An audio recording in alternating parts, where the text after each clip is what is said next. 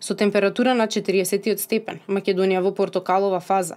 Продолжува периодот на претежно сончево и многу топло време. Во поголем дел од земјава, северно-вардарскиот и Охридско-Преспанскиот регион, екстремно високи температури. Според прогнозите, најтопло пак ќе биде за време на викендов, кога максималната температура се очекува да достигне 42 степени. Оние температури околу 40 степен ги очекуваме на места вдолж по Вардарието, значи вклучувајќи ја и Скопската котлина во Скопје, денес 40, а утре и 41 степен.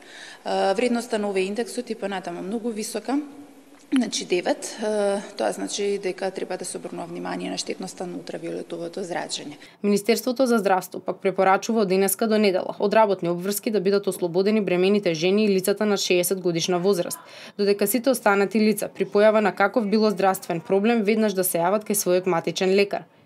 На работодавците им се препорачува да го реорганизираат работното време во насока на избегнување активности на отворено во периодот од 11 до 17 часот, како и обезбедување одмор по ценка и доволно течности на секои 2 часа.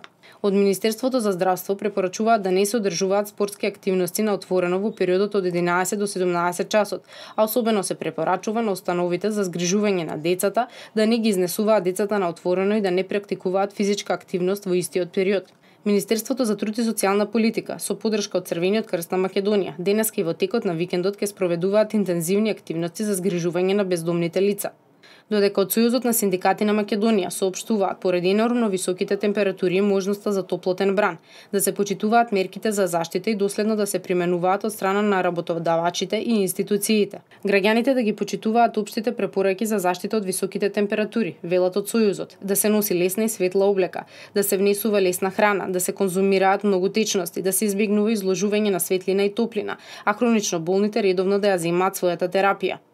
Воедно нагласуваат дека во вакви услови работодавачот е законски должен да обезбеди соодветни услови кои нема да го загрозат животот и здравјето на работниците. Прекршувањата пак на препораките од страна на работодавачите може да се пријават и кај дежурниот инспекторат.